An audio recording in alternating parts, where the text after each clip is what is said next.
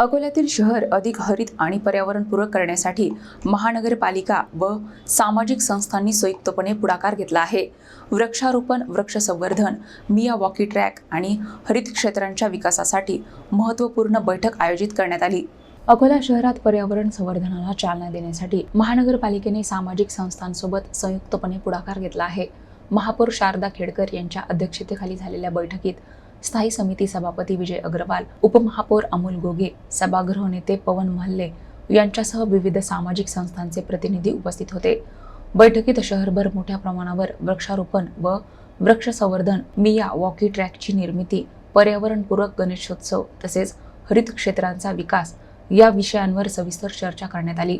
वृक्ष लागवडीसाठी जागा निश्चित करणे, योग्य प्रजातींची निवड, खड्डे तयार करणे, उड्डाणपुलाखालील जागांचे सुशोभीकरण करून उद्यान विकसित करणे अशा विविध उपक्रमांवरही निर्णय घेण्यात आले.